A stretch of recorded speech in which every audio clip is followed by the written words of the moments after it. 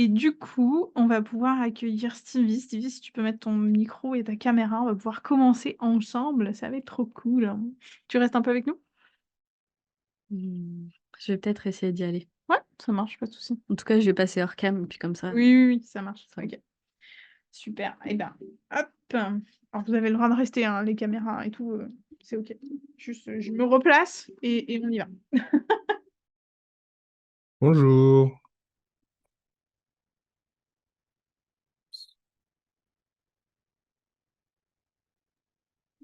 Coucou Stevie, tu vas bien? Coucou. Oui, et toi? Ouais, nickel. Je vérifie juste que on est toujours en enregistrement. Oui, c'est bon. Euh, Bah écoute, bisous. oui, vas-y, fais Ah, ça marche. Je vais regarder. Yes, carrément. Alors, eh ben écoutez, du coup, on se retrouve ensemble pour cette prochaine heure. Je vous ramène dans mon monde, dans mon podcast, on va passer un petit temps du coup avec Stevie. Qui connaît Stevie? Levez la main. Bah, il y a Nénès qui était là mercredi soir, donc on a Ah, un peu parlé de toi, mais du coup, voilà. Est-ce que tu peux te présenter déjà un petit peu, Stevie? Dis-nous qui tu es, d'où tu bien viens, que sûr, bien fais-tu? sûr, bien sûr. Du coup, je fais partie de Big Benzen, le binôme avec du coup Nénès que vous avez dû rencontrer mercredi.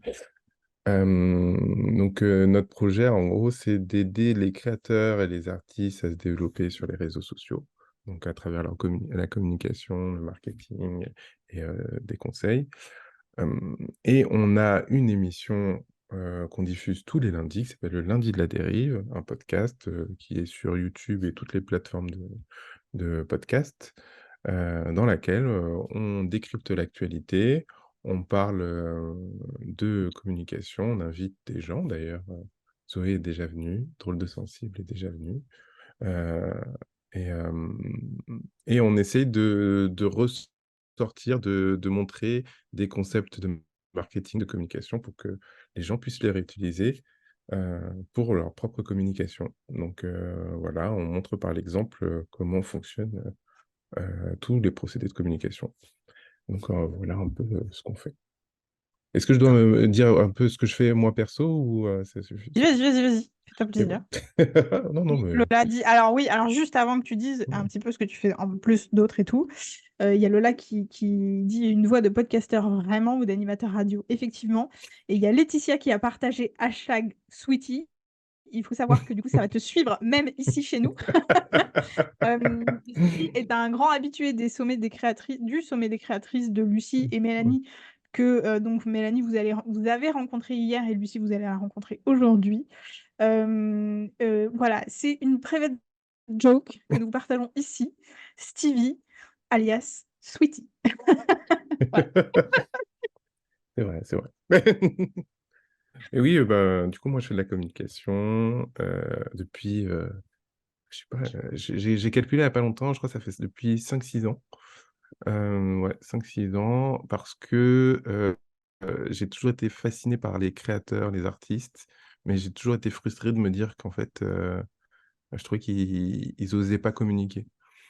Et donc, de ce constat-là, je me suis formé à la communication pour les aider, donc pour aller assez rapidement. Oh, Et trop bien. voilà. Euh, alors, du coup, c'est maintenant que tous les participants vont pouvoir mettre leurs doux doigts sur leur clavier et à cliquer dans le chat et répondre à cette question toute simple. Quelle est la dernière œuvre de culture que vous avez consommée, que ce soit un film, une série, un livre, une BD, un spectacle? Voilà, partagez votre dernier kiff ou votre dernier tout simplement film que vous avez regardé, même sur Netflix, ça marche. Dans le chat, ou avec vos micros, les chiffres, vous pouvez nous partager ça. Alors, c'est pas quand, c'est quoi? Je suis allée voir un concert. Concert, ok. Concert, c'est pas mal. Est-ce que tu as un livre ou une histoire à partager? Concert, c'est un peu plus difficile pour le sujet qu'on va aborder, que vous connaissez du coup. Chère petite. Oh. J'ai trouvé époustouflant. Ah, je crois savoir de quoi ça parle. Est-ce que tu peux venir, Stéphanie, pour raconter un petit peu ce que c'est rapide, juste très vite. Alors, chère petite, je suis tombée un peu par hasard dessus et j'ai trouvé cette série juste incroyable parce que ça vient montrer à quel point l'humain peut être fascinant et très inquiétant aussi. Donc, chère petite, c'est une famille qui vit dans un bunker avec, enfin, vraiment fermé du monde. Et puis un jour, la maman euh, arrive à sortir, se fait percuter par une voiture et de là, on se rend compte que finalement, c'est pas la maman initiale. Et il y a vraiment c'est un thriller psychologique. Moi, j'aime beaucoup les thrillers psy. Et à chaque fois, à chaque fois, tu dis non, c'est pas possible, oh, truc de fou. Et le truc, c'est qu'à la fin, tu découvres que la petite, elle est conditionnée du coup par, Attention, un spoil pas, hein. par le papa, quoi. Ok. Donc vraiment, la fin, enfin voilà, on comprend à la fin tout le. Moi, j'aime ça en fait, de découvrir des séries, découvrir des films où tu sais que à la fin le pourquoi du comment. Donc voilà, c'est mon kiff et vraiment, j'ai été vraiment époustouflée Trop par bien, cette série, elle est vraiment incroyable. trop cool. Merci. Si vous voulez le regarder, faut avoir les tripes solides hein, quand même. Ouais, Ah ouais? voilà, c'est le genre de truc. Pourquoi? C'est les sujets qui sont durs ou c'est parce que c'est violent visuellement? C'est pas violent, non, je suis pas certaine que ce soit violent visuellement, mais je trouve que le sujet, alors Mm. moi ça me parle, mais parce que la manipulation et l'emprise parentale, j'ai vécu dedans, donc ça me parle. Je pense que peut-être que ça sera pas aussi prenant aux tripes pour des personnes qui connaissent pas le sujet. Après, voilà, c'est tout à chacun. Moi, Ah oui. voilà, je trouve quand même que faut avoir les tripes accrochées. Ouh, trop bien. Merci Stéphanie pour ce partage très précieux. On va pouvoir en parler. Il y a Lola qui nous partage que le dernier film qu'elle est allée voir au cinéma, c'est le biopic sur Bob Marley. Je trouve ça très très intéressant par rapport au sujet qu'on va aborder après. Et puis Geneviève qui nous partage son dernier livre. Et si vous étiez passeur d'âme, accueillir ses multipotentialités et incarner sa mission de vie. Ouais, ça a l'air sympa. Ça a l'air très très intéressant. Ça a l'air passionnant même. Est-ce qu'on a d'autres séries, d'autres objets culturels que vous avez envie de partager, Fanny? Tu disais que tu avais regardé Netflix pas plus tard qu'hier soir. Qu'as-tu regardé hier? Les Furies. Est-ce que tu peux nous Ah ouais, j'ai raconter? vu, c'est trop bien. Ah ouais? Excuse-moi. Ouais, Ouais. ouais, j'ai vu. Vas-y, vas-y, vas-y. Bah, moi, j'ai beaucoup aimé parce que déjà, c'est français. J'aime bien ce qui est français, moi, tu vois. Et je trouve que au niveau de la série, comment ça s'appelle? Foisse, je crois, j'ai que son nom de Marina famille. Foïs, ouais. Mais voilà, Foyce, voilà, exactement. Elle faisait des trucs totalement décalés, rien à voir. Et je trouve que dans ce. En fait, j'ai beaucoup aimé son personnage et cet acting qu'elle nous avait jamais montré encore. Moi, j'ai beaucoup aimé, voilà. Et c'est français, enfin, moi je suis la reine pour spoiler, donc j'ai peur de vous spoiler. Mais en gros, c'est dans la mafia. Pourtant, j'aime pas du tout cartel de drogue et tout ça, je déteste. Et bien là, j'ai apprécié. C'est un peu la mafia, il y a les parrains de la mafia, ils sont 5 ou 6. Donc tu vois un peu tout l'envers de tout le côté dark de la société avec t'as la prostitution, cartel de drogue, les braquages, enfin voilà. Et puis ils ont la police dans la poche en gros. Et elle, la Furie, elle est au milieu pour rétablir l'équilibre et la justice pour pas qu'il y ait trop de morts et de conflits en gros. Voilà. Elle fait régner la justice entre tous les parrains pour pas qu'ils se tirent dans les pattes ou qu'ils se fassent du mal entre eux, en C'est gros. Et pour shérif qu'il y de ait la mafia. le moins de morts possible. Ouais, oui, on peut dire ça, mais il faut pas spoiler comme Oh, ça. non, c'est pas... Ah je crois pas qu'il faut un spoil. Pas Si spoil. c'est un spoil, je suis désolé. Je suis pas. Tu l'as vu du coup? Ouais, ouais, ouais, j'ai vu la série. Elle est très, très Ah, bien. t'as aimé? Ah ouais, j'ai adoré. Ah J'ai ben voilà, adoré. pareil. C'est rafraîchissant de voir un film français aussi bien réalisé en termes d'action. Parce Ah ben que voilà, c'est pareil. mm, Ouais. Oh, intéressant. Hmm.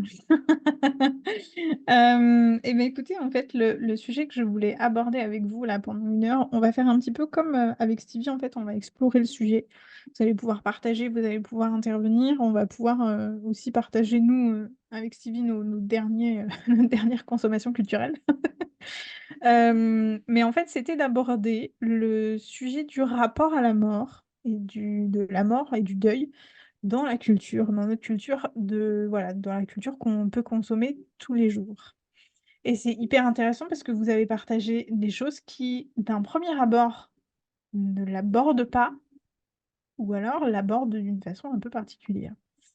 Est-ce que déjà, Sylvie, tu peux nous partager ta dernière consommation culturelle déjà? Oh là là, moi, je vois beaucoup de choses. Qu'est-ce que j'ai vu dernièrement qui m'a marqué? Donc, les Furies, déjà, ça m'a marqué pas mal. Je trouvais ça hyper intéressant. J'ai vu Dune 2 au cinéma. Et Hmm. Dune 2, c'était incroyable aussi.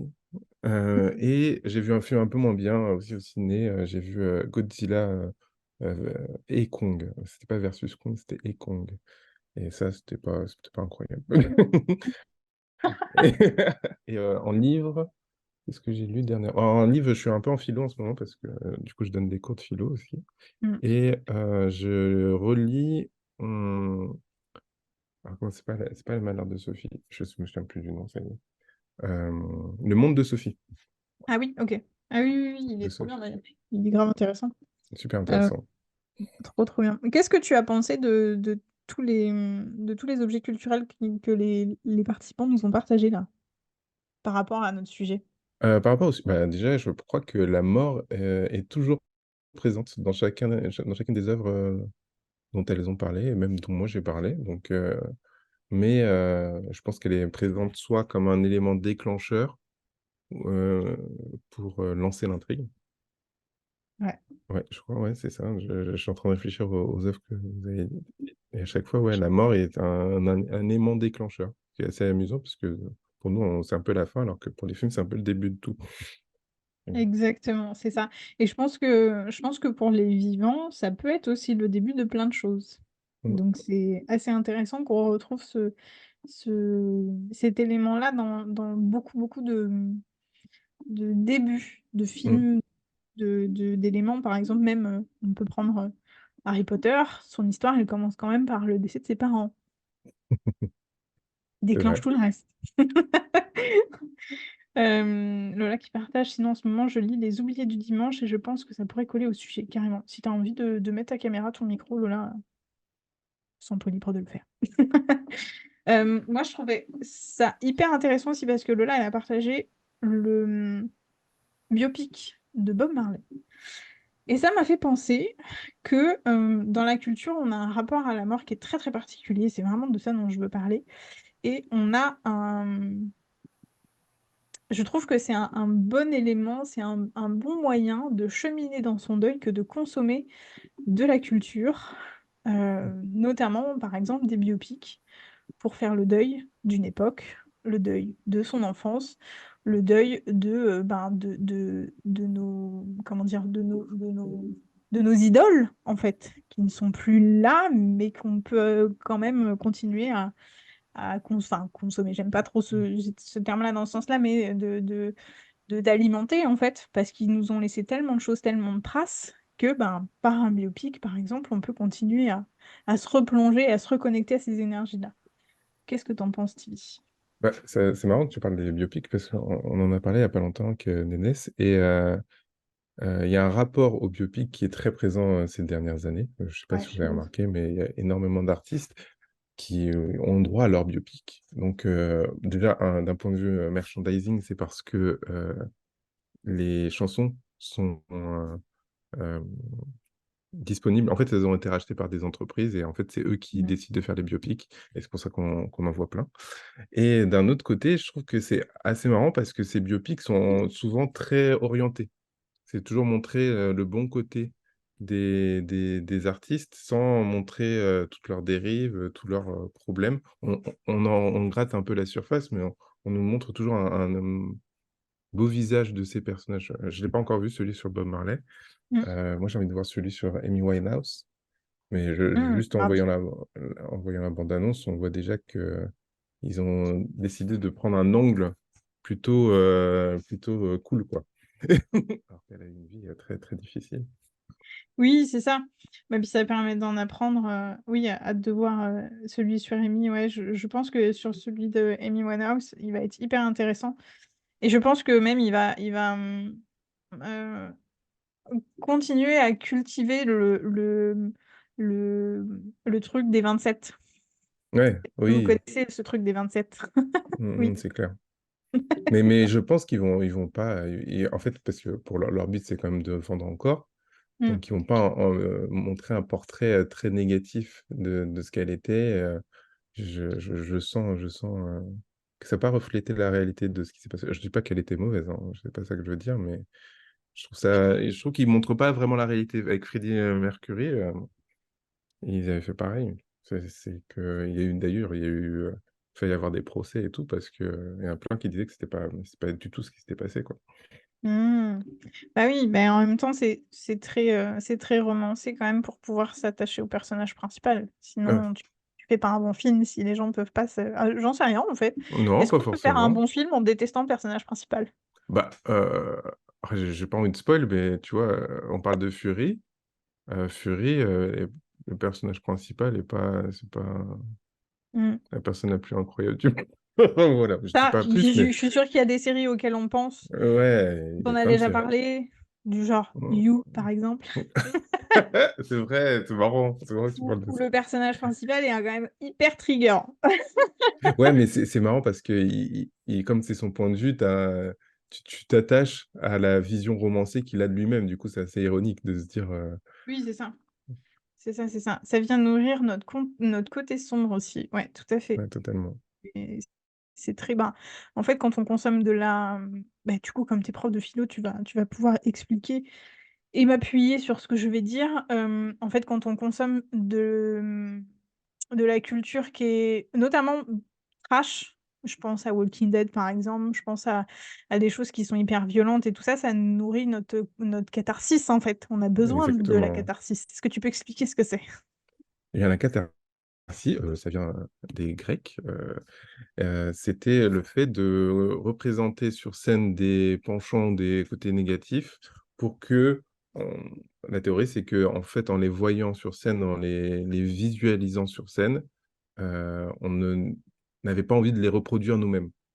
Donc en fait, on fait une sorte de catharsis parce qu'on extériorise nos mauvais penchants en les voyant directement à l'écran, à la télé ou au théâtre, etc.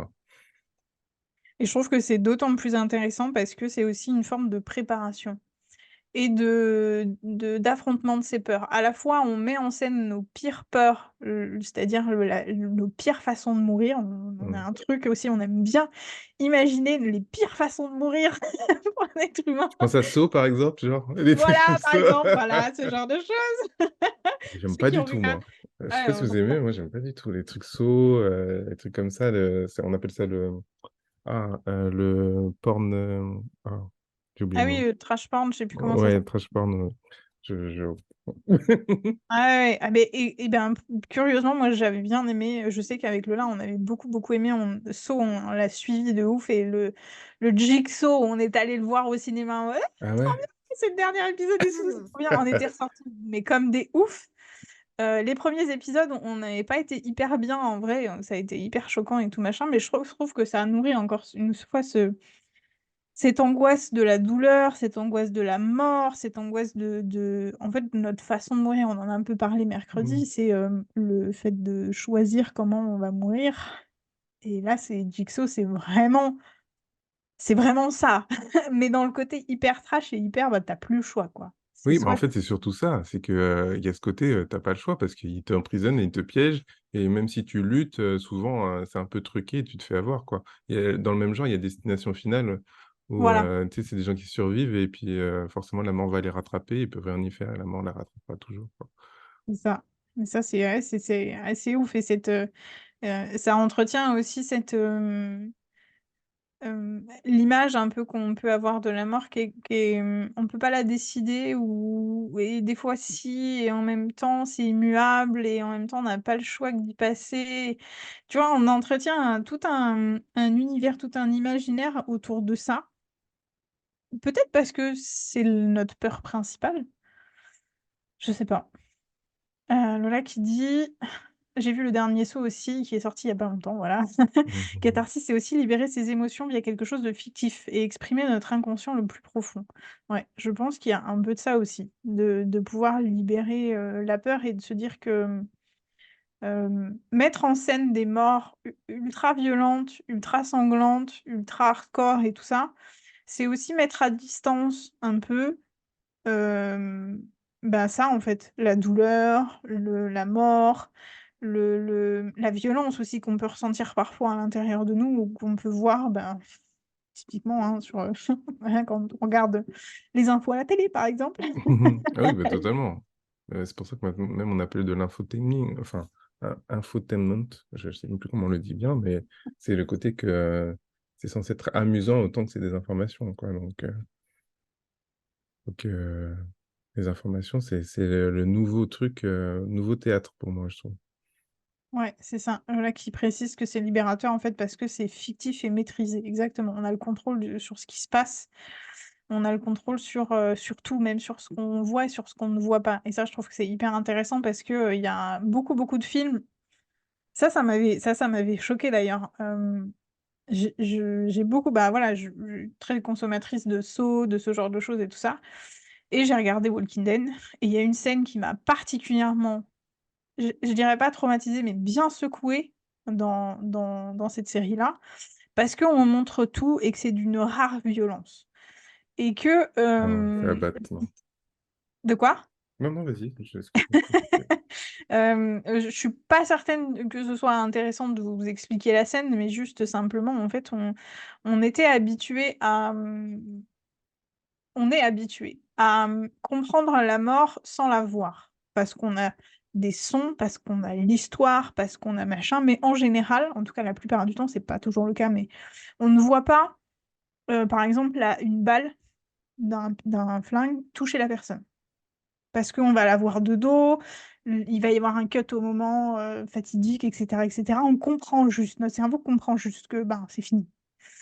Et il y a beaucoup de réalisateurs en plus qui jouent avec ça et qui inversent la tendance et qui font: «Surprise, en fait, c'était faux. Il est pas mort». Mhm. Et alors que là, dans cette scène de Walking Dead, il y avait tout. Il y avait tout.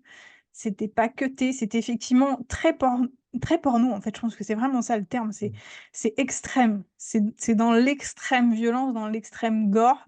Tu vois tout et tu es là en mode: «Waouh!» Tu découvres. Je pense que quand tu y es pas préparé, quand tu t'attends pas trop à ça, c'est hyper violent.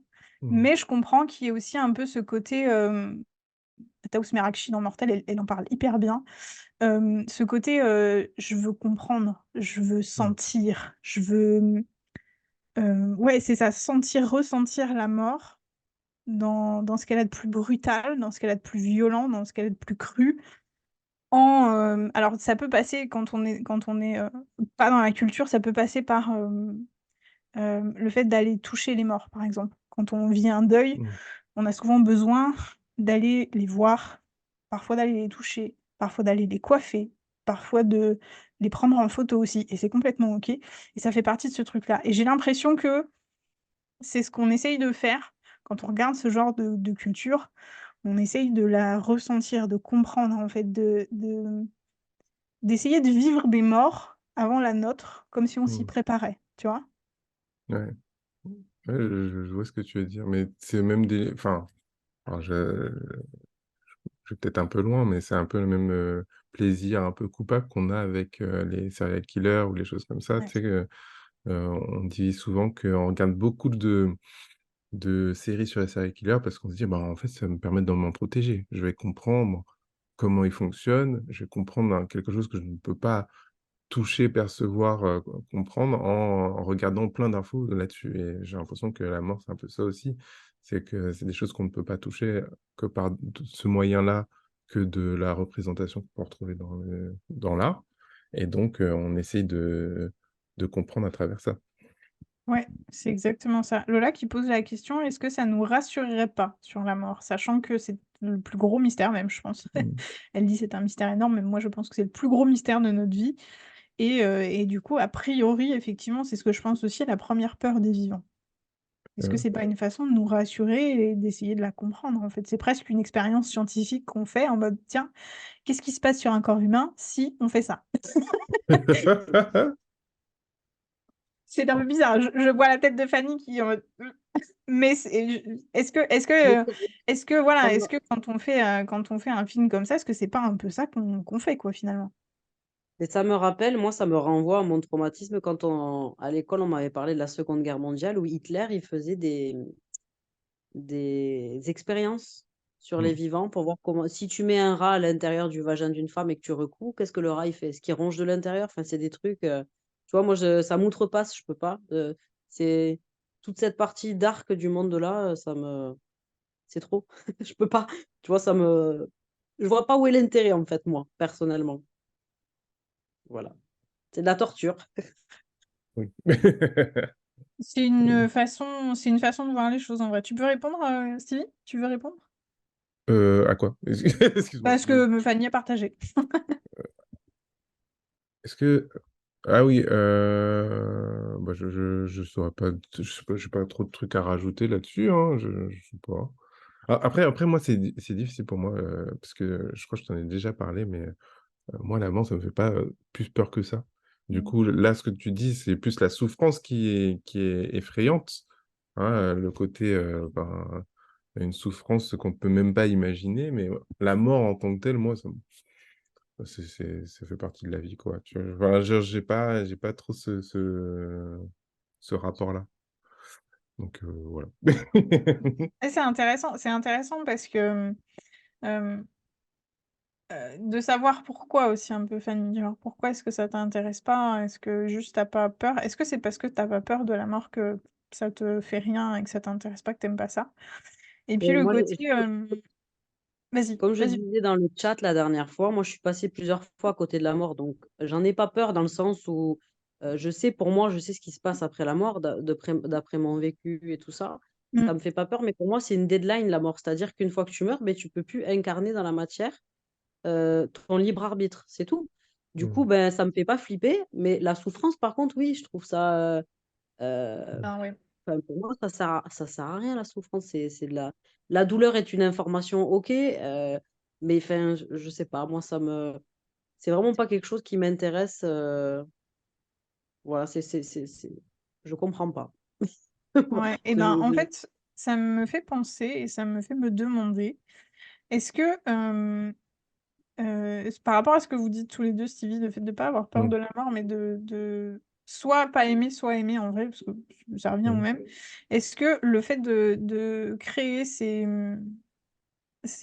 séries, ces films, etc., qui sont hyper trash et qui vont vraiment montrer et expérimenter la douleur de l'humain, est-ce qu'il n'y a pas une question de est-ce qu'il y a quelque chose qui est pire que la mort? Tu vois? À quel moment vivre, c'est pire que de mourir? Est-ce qu'il n'y a pas cette recherche-là de est-ce que vraiment il y a quelque chose, peut-être aussi toujours Mmh. dans cette réflexion de enfin, par rapport à la mort, voilà, d'explorer la mort, pourquoi on en a peur, machin, et cetera. Est-ce qu'il n'y a pas cette question-là qui vient après de est-ce qu'il y a quelque chose qui est pire que la mort? Bah, tu sais, il y a plein de courants philosophiques, qui pensent que, en vrai, ce qui est compliqué, c'est la vie, hein. Que, la mort, c'est plus une libération qu'autre chose. Qu'en fait, la quête de l'homme, c'est de combler un vide qu'il a en lui et qu'il n'arrivera jamais à combler, et que c'est une quête vaine, jusqu'au bonheur, qu'on n'y arrivera jamais. Et donc, pour beaucoup de philosophes, c'est, cette idée que, bah, en fait, tu l'atteindras pas et que tu vis, tout un temps de souffrance jusqu'à ce que, la mort te libère et te Mmh. permette, d'atteindre soit un autre état, soit d'autres choses comme ça, hein. Moi, je suis assez d'accord avec ce courant-là. Et surtout, pour moi, la vie, c'est juste une succession d'expériences.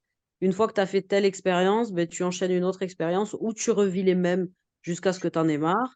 Ou c'est comme je parlais avec Antoine tout à l'heure, c'est l'inverse de la neutralité, les expériences. Voilà. Et pour moi, la mort, c'est plus la neutralité, justement. C'est-à-dire que ben, t'es pas dans les émotions, forcément, t'es pas dans les expériences.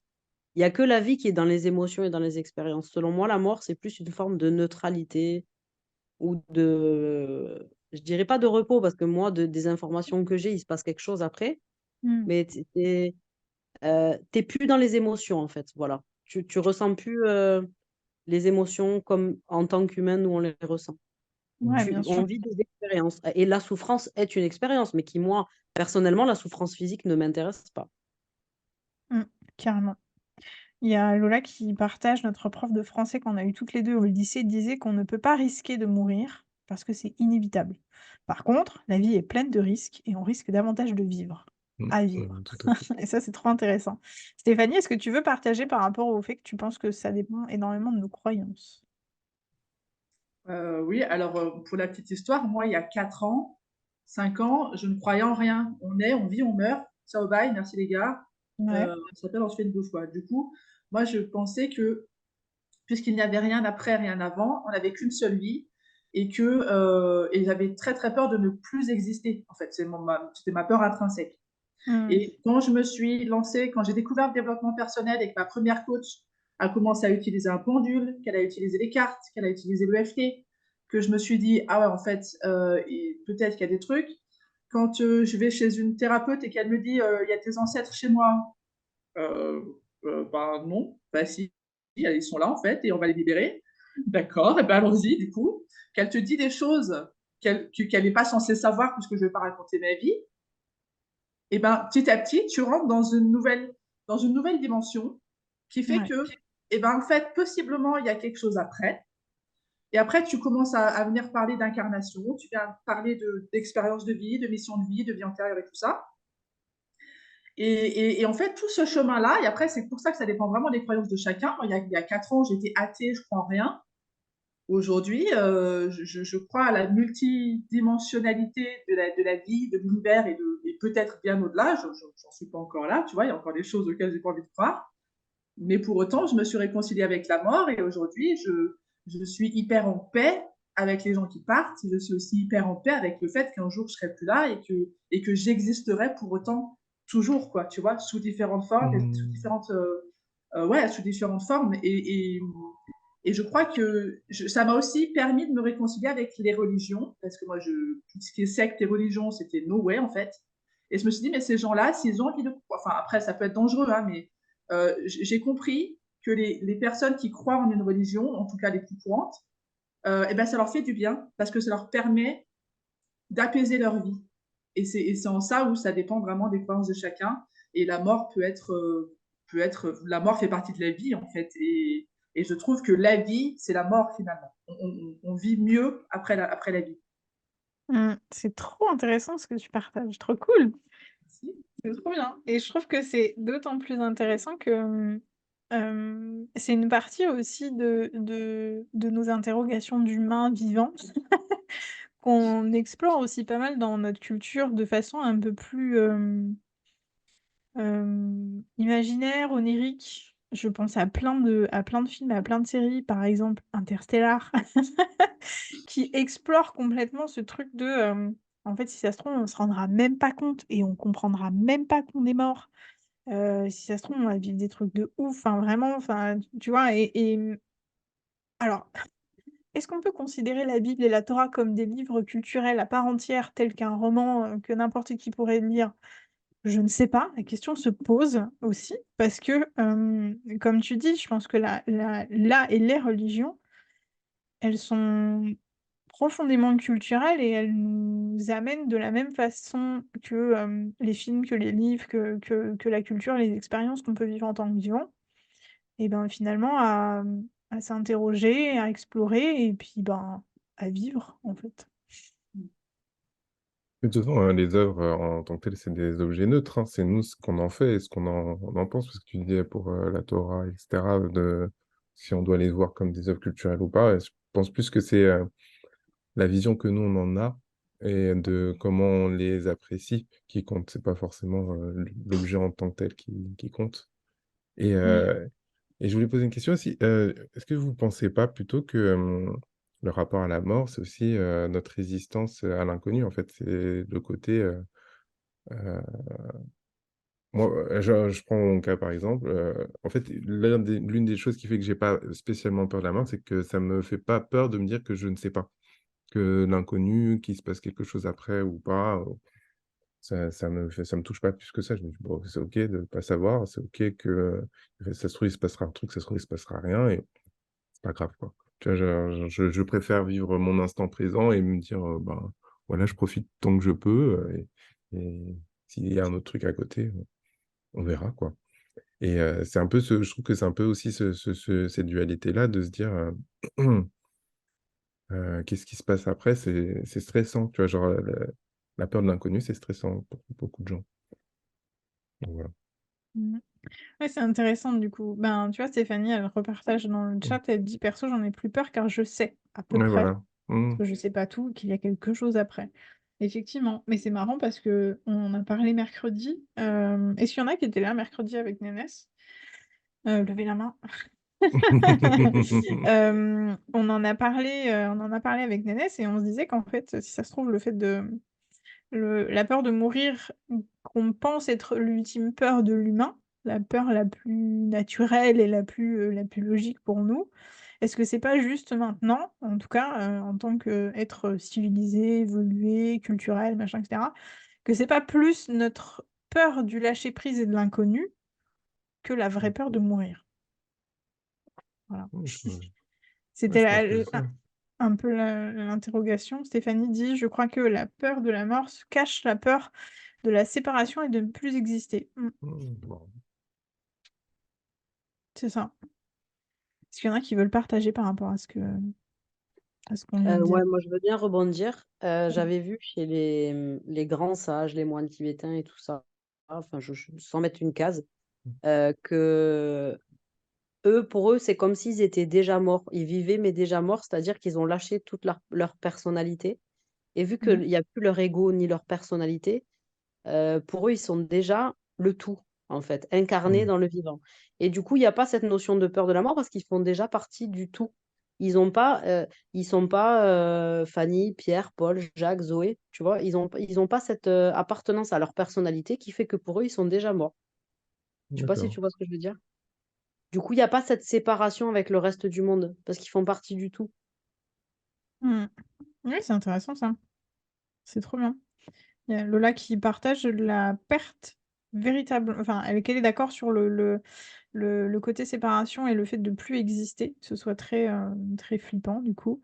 La perte véritablement de notre corps, des autres, de nos sens, du partage et de l'expérience. C'est marrant parce que du coup, c'est vraiment ce qu'on a partagé mercredi par rapport au fait que, en fait, ça dépend profondément de l'image qu'on se fait de la mort. Mmh. Et c'est hyper intéressant parce que cette image qu'on se fait de la mort, bah oui, oui, je sais que tu regarderas le replay. Je sais, je te fais confiance là-dessus. Hem En fait, on l'explore profondément dans notre culture, par des films comme Interstellar, mais il y en a plein qui explorent, des formes de l'après-vie. Mmh. On peut penser complètement, moi j'ai vraiment ces images-là des science-fiction, et même, du fantasy en vrai qui explore des mondes qui n'existent pas et avec qui sont régis par des règles complètement différentes, avec des humanoïdes qui ne nous ressemblent pas, avec des autres races avec qui on peut communiquer, et avec qui on peut parler et qui on partage le même langage. Est-ce que c'est des façons d'explorer peut-être un univers qu'on vivra après? Tu vois ce que je veux dire? Et puis il y a beaucoup dans la science-fiction, là je pense, au Problème à 3 corps Ah ouais, je pense qui à ça souvent. Mais vas-y, vas-y. bah, tu vois? Qui va vers après. Alors le Problème à 3 corps, je vais essayer de pas spoiler, mais vraiment c'est l'exploration d'une théorie avec les aliens. Voilà, qu'on soit pas seul avec dans l'univers et que, ben, qu'est-ce qui se passerait finalement si on contactait des aliens? Et moi je suis en mode: «Mais est-ce que c'est pas juste chercher encore plus loin ce qui pourrait se passer après. Tu vois ce que je veux dire? Mm. Mais en plus, je sais pas si tu as vu la série du coup Oui, mais après, il y a vraiment cette discussion de ce que c'est la mort, de ce que tu peux faire, de comment faire avec certains personnages. J'ai pas envie de spoil, du coup, je veux pas dire précisément, mais il y a, il y a, il y a une vraie réflexion autour du sujet, hein. Il y a au-delà des extraterrestres, il y a il y a un moment où vraiment il y a cette discussion de qu'est-ce que c'est en fait? c'est Qu'est-ce ça. qui se passe après? Comment tu veux le gérer? Est-ce que tu es vraiment... Comment tu peux vivre bien? Enfin, Ouais. hyper Et ça, intéressant. et ça pose même, mais c'est marrant parce qu'on en reparle d'une façon complètement différente. On a ce sujet aussi qui vient sur la table de l'héritage. Parce Mm. que dans le problème à trois corps, le problème principal, c'est de survivre. Et c'est la question principale dans les deux camps. Enfin, dans les deux camps. Je spoil du coup en disant ça. Euh, Oh! non, mais dans le sens où que ce soit du côté des aliens et du côté des humains, en fait, il y a la question de la survie qui se pose et de pourquoi on survit. Ça sert à quoi de survivre? Ça sert à quoi de faire survivre l'humanité entière? Donc évidemment, c'est hyper intéressant parce qu'il y a des humains qui sont en mode, bah non, en fait, je m'engage pas pour l'humanité. Je veux bien faire votre truc, votre expérience si vous voulez, mais je refuse de m'engager pour l'humanité parce que je ne crois plus en l'humanité. Et t'es en mode, oh, ok, je comprends un peu, mais ça fait chier. Parce que du coup, c'est lui qui va partir en mission et toi, tu peux Mm. rien faire et t'es complètement Mm. face à Mm. ton impuissance, etc. Et on est confronté en fait à, à une mort en masse. Parce que c'est pas là, du coup c'est mettre une nouvelle perspective dans la mort, qui est pas notre propre mort à nous, qui à la rigueur, je pense, est peut-être moins flippante, mais c'est la mort de l'ensemble des humains qu'on connaît d'un seul coup, et potentiellement dans la violence.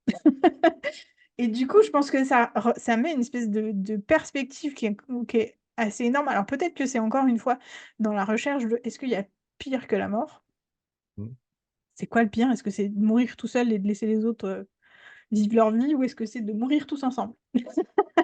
Non, mais il y a aussi ce truc avec l'espoir, en fait. C'est que Aussi. quand tu dis l'humanité c'est fini, tu casses tout sentiment d'espoir pour les gens. Parce que tu dis, en fait, pourquoi je fais tout ça? Tu sais, ça enlève le sens de la vie, de l'humanité, de pourquoi j'avance au quotidien si je sais que dans un certain temps, tout ça, ça sera fini. Tu vois? Tu vois, donc C'est ça. il y a tout ce rapport à ça aussi. Trop J'ai bien. une question, moi, si vous me permettez. Et puis après, on laissera la parole à Christine. Vas-y, vas-y. Si, admettons, il y a une théorie qui dit que, moi c'est ma croyance en tout cas, que les gens qui sont déjà incarnés sur Terre, les êtres humains, leur âme vient potentiellement d'autres planètes différentes. À ce compte-là, on est déjà tous des extraterrestres, non? Oui, Ouais. tout à fait. Enfin, moi, je trouve que, voilà, carrément. Voilà, on a tous notre perception et on a tous complémentaires, parce que pour moi, on vient tous de l'univers. Et on a tous un petit. Alors, c'est pas ça se joue pas forcément sur des planètes, en fait. Je comprends pas pourquoi ils représentent toujours les extraterrestres comme étant des petits hommes verts, en fait. Pour moi, on est déjà tous. C'est déjà tous parmi nous sur la planète Terre, pour moi. C'est ma Mm. croyance. Et puis, il y a, comme tout le monde, il y a des énergies qui sont hautes, lumineuses, et il y a des énergies qui sont basses et dark, et qui incarnent cette planète comme toutes les multidimensions qu'il y a sur la planète, pour moi. Il y a des extraterrestres dits méchants et des extraterrestres dits gentils, tout comme, c'est juste les corps. Moi, je trouve dommage que les gens se limitent à ce qu'ils voient à travers les yeux. Mais il y a une vision qui est autre, qui est là, et qui est là dans le ressenti. En fait, il n'y a pas que ce sens-là, l'œil, ou Mm. le palper, le toucher. Mhm. Tout ce qui est matière, ça n'est pas qu'une réalité pour moi. Il y a tout ce qui est dans l'invisible, que les gens ne voient pas. Et ça leur fait peur. Par contre, je ne comprends pas pourquoi. Parce que c'est quelque chose que les gens ne comprennent pas et qu'on est à une époque où on a besoin de comprendre tout. On a besoin de donner une réponse à tout ce qu'on veut, tout Mm. ce qui est possible. Il y a plusieurs milliers d'années, c'était pas comme ça. Je pense C'est pas ça. on était OK avec l'idée que il y a des trucs qui nous dépassent. C'est pour ça qu'il y Mm. avait les dieux, c'était des choses qui nous dépassaient. On mettait juste une personnalité dessus, et moi, bah, c'est hors de mon propos. Alors que maintenant, comme on se dit, bah, on peut répondre à tout, on voit tout à la nano, bah, on se dit, bah, on peut trouver la solution pour tout. Donc, C'est si ça. je ne comprends pas, c'est que c'est bizarre, quoi. Mais oui, mais parce que Christine, la compréhension pour vous, elle passe par la vue, Non, parce que non, je vous le pas voyez pense pas. forcément. pas forcément. Je pense que D'accord. la compréhension, ça, enfin, c'est plus de compréhension intellectuelle. C'est-à-dire Mm. que euh, c'est une réflexion. Dans la réflexion, si on n'arrive pas à discerner le contour de quelque chose, ben, c'est problématique pour beaucoup de monde. C'est-à-dire, bah, C'est ça. je sais pas. Tu vois, c'est Ouais, très dur maintenant, à notre époque de dire je sais pas, je trouve. Ouais, c'est ça, c'est dur. C'est vrai que Mm. c'est souffrant. Christine, tu veux partager quelque chose par rapport à tout ça? Oui, alors moi je voulais partager quelque chose. Alors vous êtes parti sur le chemin des extraterrestres. C'est pas là, c'était un peu avant que je voulais intervenir. Juste, alors oui, il y a peut-être des choses qui se passent au-delà. Moi, c'était juste une part d'expérience vécue euh, pour parler donc de la mort et de la transition. Quand ma grand-mère est décédée, elle est décédée à l'hôpital et donc j'ai été prévenue par rêve. C'est-à-dire que dans mon rêve, euh, il y a mon grand-père que je n'ai jamais connu, mon grand-oncle que je n'ai jamais connu, qui sont arrivés dans mon rêve sous forme de sorte de nuage ou je sais pas quoi. Ils sont allés chercher ma grand-mère, ils sont repassés devant, ma grand-mère m'a dit au revoir, mais je la voyais pas physiquement, mais elle était là sous forme de nuage, etc. Et mon grand-père m'a dit, écoute, il faut qu'on aille très très vite parce qu'on a besoin de passer quelque part. Donc effectivement, pour moi, il y a un monde quelque part ailleurs. Il y a une autre vie différente ailleurs. Ils sont là nous sommes là de passage pour incarner une mission qu'on a à faire peut-être ou pas. Et ensuite, on repart vers peut-être votre monde extraterrestre, pourquoi pas. C'est une vision qui peut être impalpable, mais en tout cas, moi, que j'ai vécu, donc c'est ce qui m'a permis de comprendre qu'il y avait autre chose au-delà de ce que on pouvait effectivement voir, savoir. Je crois qu'il est important de comprendre que peut-être à l'intérieur de nous, nous savons tout, mais que nous ne savons pas ouvrir les portes pour comprendre tout et apprendre de tout, et que peut-être si ces portes-là ne veulent pas s'ouvrir, c'est que nous ne sommes pas prêts à entendre, à comprendre et à voir les choses autrement. Donc, je crois que toutes les choses se font au fur et à mesure et la compréhension vers ce monde qui nous semble invisible à nos yeux est peut-être normal parce que nous sommes peut-être pas prêts à, à recevoir et à entendre. Voilà ce que je voulais dire. Mhm.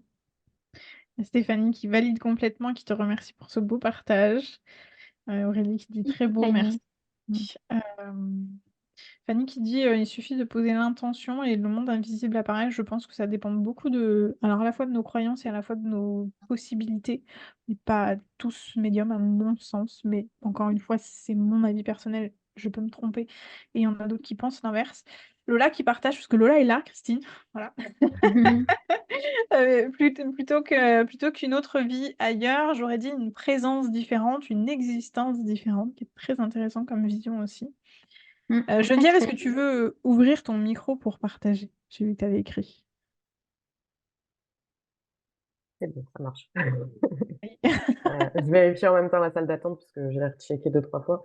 Merci. Du coup, oui, moi, dans ma famille, enfin, ma grand-mère avait, entre guillemets, ce don de... Elle, c'était complètement différent, c'est elle avait, pas par le rêve, elle avait la visite euh, d'un défunt de la famille qui s'asseyait sur le bord de son lit pour discuter avec elle, pour lui dire, ben voilà, maintenant je m'en vais. Et c'est fini. Et en fait, quand elle est décédée, c'est comme s'il y avait eu un passage de relais avec moi. C'est-à-dire que moi, les premières apparitions, entre guillemets, j'aime pas ce mot, mais Mm. on va le verbaliser comme ça, c'était par le rêve, comme pour Christine.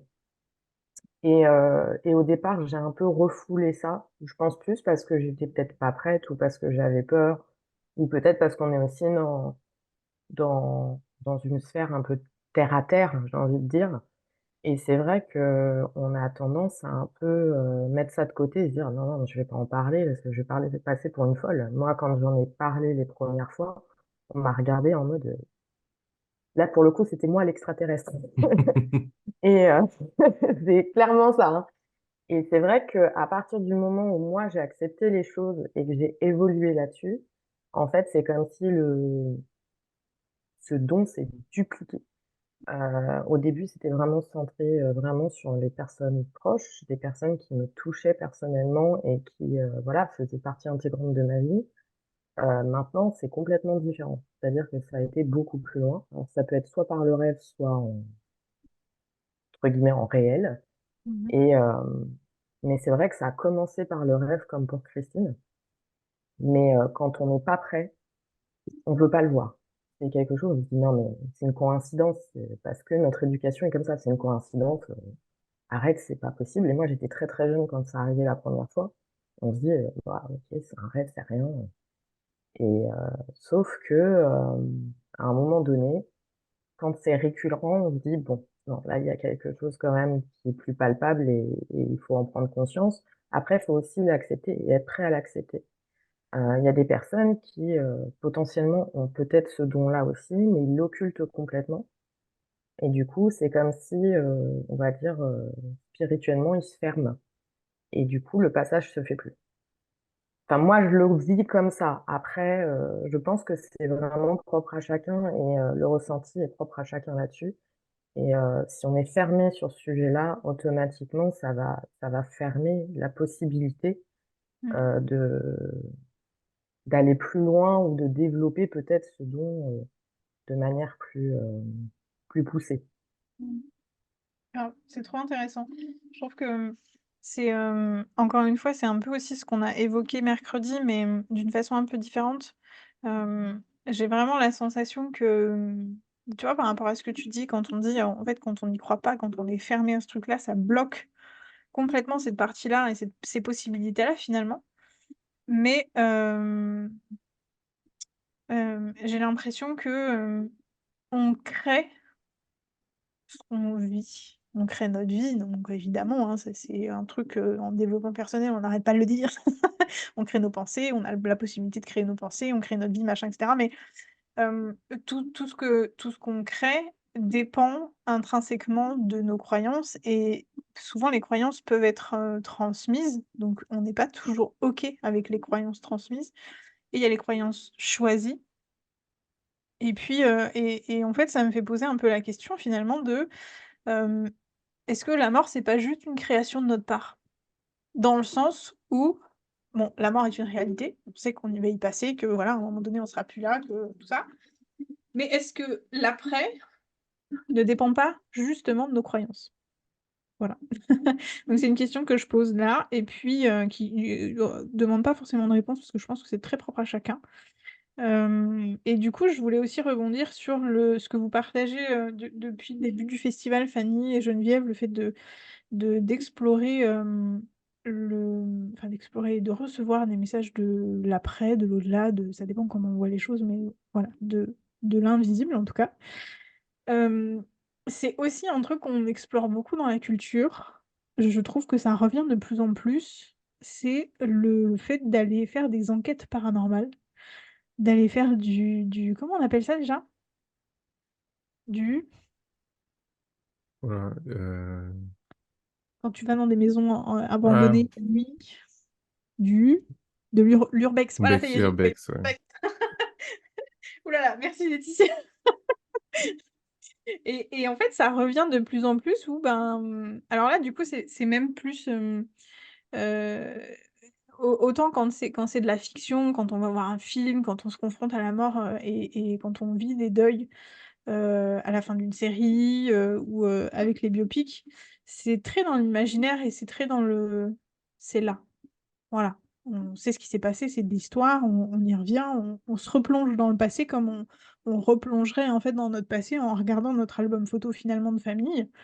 Mais Oui, Lola, tout à fait. Gus DX, pour moi, rentre dans ce thème-là, culture mort, tout à fait. Et je pense à Jill aussi, et je pense au Grand JD, qui vont en fait concrètement vivre et donc partager aussi ces expériences-là et se confrontent à des situations qui sont très flippantes parce qu'effectivement, ils vont dans des lieux délabrés, en ruine, qui ont des histoires hyper lourdes, hyper intenses, et dans l'idée, du coup, de se confronter aux défunts. Qu'est-ce que vous pensez de ça? Alors moi, pour être très honnête, c'est aller les déranger. C'est Voilà. très intéressant. Moi, enfin, après, c'est mon ressenti, c'est ma manière de vivre ça, c'est que c'est aller les déranger. Ils sont dans un lieu abandonné, ils ont peut-être fait le choix justement de pas être présents, de pas rentrer en contact avec quelqu'un. Ils ont peut-être juste envie d'être dans cet endroit-là et d'être tranquille. Donc ça, c'est mon point de vue à moi. Moi, je vais pas aller déranger, voilà, un défunt parce que j'estime que c'est son droit aussi de pas vouloir euh, rentrer en contact avec quelqu'un. C'est peut-être sa manière à lui aussi de vivre de l'autre côté. Alors de vivre entre guillemets, bien évidemment, mais d'être de l'autre côté. Et donc moi, je vais pas aller déranger en fait. Ouais, alors c'est intéressant parce que vous êtes toutes à valider effectivement les propos que Geneviève tient et Christine qui dit je crois que s'ils veulent venir, ils viennent, je suis d'accord avec toi. Fanny qui C'est ça. valide. Moi, je pense que c'est plus la question d'un point de vue vivant. En tant que vivant, qu'est-ce que ça dit de nous de faire ce genre d'expérience? Tu Ah vois? bah, C'est plus dans le. Vas-y, Steve. non, non, je te coupe à chaque fois aujourd'hui, je sais pas ce qui m'arrive. Désolé. T'inquiète, je brode, je Euh, meuble. Je trouve que en fait, ça revient à ce qu'on dit depuis tout à l'heure, c'est dans le sens où les vivants ont besoin de réponses. Donc, ont besoin de réponses et aussi ont besoin de... C'est une sorte de rébellion face à l'héritage. Tu vois, tu as parlé du fait qu'il y avait des croyances qui étaient héritées, donc peut-être le sens qu'on donne à la mort. Le fait d'aller faire des urbex, le fait de regarder des films, enfin, c'est des choses où on essaie de se rebeller face à cette croyance qu'on nous a inculquée en se disant, Mm. peut-être que c'est autre chose, peut-être que c'est différent, ou peut-être que je retrouverai une réponse qui est différente que celle qu'on a toujours essayé de me proposer. Et donc, on répond à un besoin que beaucoup ont de réponse en faisant de l'urbex, en le filmant surtout. Parce que moi, je trouve qu'il y a deux choses. Il y a faire de l'urbex pour son propre plaisir, mais il y a faire de l'urbex et le filmer pour le montrer à d'autres, parce que ça va combler le besoin de d'autres personnes, ou parce que tu vois, on a besoin de dire, voilà, vous voyez que j'ai vu quelque chose et que je suis pas le seul à le voir, tu vois. Il y a, Mm. il y a- il y a tout ça. C'est ça. Et plus une recherche de validation du coup en voulant C'est publier ça. la vidéo. Mm. C'est intéressant ça. Et pourquoi on regarde alors ce genre de vidéo? Là, pourquoi on est sur les réseaux sociaux? Pourquoi on regarde les vidéos que tout le monde publie?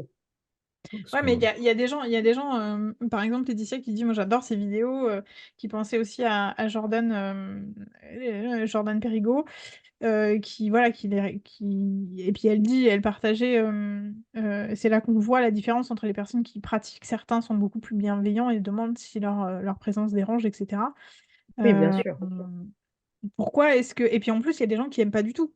Et qui soient croyants ou pas, qui aiment pas du tout ce genre de vidéos, qui comprennent pas l'intérêt d'aller voir ce genre de choses, etc. Lola qui dit, je trouve que c'est le côté historique qui est très intéressant. Il y a ce côté-là, mais il y a quand même ce côté, on joue à se faire peur. On joue à expérimenter la mort. On joue à repousser les limites de la mort. Tu vois ce que je veux dire? On est vraiment des laborantins qui allons, en tout cas c'est vraiment ce que je ressens, qui allons tester des trucs Mm. pour voir en fait, pour prouver est-ce que la mort elle existe. Est-ce que c'est pas un peu ça aussi qu'on fait en cherchant tout ça? Est-ce que on n'a pas besoin d'entretenir la peur de la mort, pouvoir Je la pense que maintenir c'est à une part de distance? curiosité en Enfin, fait. Oui, c'est la curiosité. Mm. Et de toute façon, c'est souvent ce qui porte les gens, enfin YouTube, ce qui te donne envie de cliquer, c'est une émotion forte. C'est une émotion forte, un besoin que tu essaies de remplir. C'est pourquoi Voilà, se répondre à ce pourquoi. Et je trouve que c'est difficile aussi de mettre ça à côté historique parce que souvent l'urbex, c'est illégal, hein. C'est des choses aussi, c'est pour ça que je suis dans l'idée que c'est un peu un côté rébellion de participer, tant en regardant qu'en y allant. C'est parce que faire de l'histoire, c'est pas forcément illégal, vu qu'on essaie de découvrir des vérités, on essaie de découvrir des choses on essaie de comprendre. Mais dans l'urbex, en particulier, je pense qu'il y a aussi ce côté, ouais, rebelle, rébellion, parce qu'on peut faire de l'histoire sans être un rebelle, sans dévoiler. Voilà, genre, moi, je consomme pas beaucoup d'urbex, hein, je vous le dis. Mais c'est l'impression que j'ai d'extérieur. Ouais, c'est super important. Laetitia qui partage aussi l'urbex et enquête paranormale sont deux choses différentes pour moi. Effectivement, il y a plusieurs façons de vivre la pratique. Il est déjà midi. Je vais laisser la parole rapidement à Christine et à Marjorie qui ont envie de partager. Et puis, parce que je crois que... Ah si, Stéphanie vient d'arriver. Ouais, Bon, Stéphane est là. ok. Et ben vite fait, on conclut les filles si vous voulez bien. Et puis, on passe à Stéphanie. Moi, je Marjorie, juste... si tu veux. Est-ce que vous m'entendez déjà? On Oui. t'entend parfaitement bien. Oui, beaucoup mieux Ah, qu'hier. j'ai réussi. C'est horrible. Donc déjà, merci. Je suis arrivée un peu à la fin. Et juste, je rebondis sur ce qui a été dit. En fait, l'urbex et le paranormal, c'est deux choses différentes qui peuvent se rejoindre. Mais au départ, c'est vrai que l'urbex, c'est l'idée d'aller voir trouver des maisons abandonnées et de faire des photos un peu quali, en fait, et de se mettre voilà, en danger. C'est illégal, en effet. Mais il y a vraiment des assos qui font ça. Et après, il y en a qui s'occupent de plutôt faire des vidéos. On le voit beaucoup sur YouTube, sur le paranormal et vraiment filmer toute la nuit, essayer d'être en connexion, faire venir même des médiums. Donc il y a un côté voyeurisme en fait et se faire peur et voilà. Je pense que c'est la découverte de quelque chose qu'on ne maîtrise pas, qu'on ne connaît pas. Et ouais, je pense que ça peut se rejoindre en fait. Mais voilà, pour moi, c'est deux choses différentes. Voilà. C'est trop bien. Christine, une dernière phrase. T'as le droit Oui, à une une dernière. Ah, c'est bien. pour Tu la conclure. connais, hein. Sinon ça part sur un livre. Oui. On la connaît. Vas-y, Christine, offre-nous la plus belle conclusion de podcast qu'on ait jamais. Alors, eh bien, justement, peut-être que vous l'avez dit, je ne sais pas. La mort, si on le dit dans le langage des oiseaux, le M, c'est les M des jambes de la maman quand elle accouche. Le O, c'est le O de l'eau. Le R de l'air, je respire. Le T de la terre. C'est beau. Magnifique. On peut applaudir Christine pour cette conclusion à la YMCA. YMCA. Trop Tu es bien. en train de se moquer de moi? Mais non, je te taquine, tu sais, Christine. Christine, I love you, Christine. Magnifique. Merci beaucoup à tout le monde. Merci Stevie d'avoir été là, de nous avoir partagé ton Avec expertise. plaisir. Et merci tout le monde d'avoir réagi à tout ça.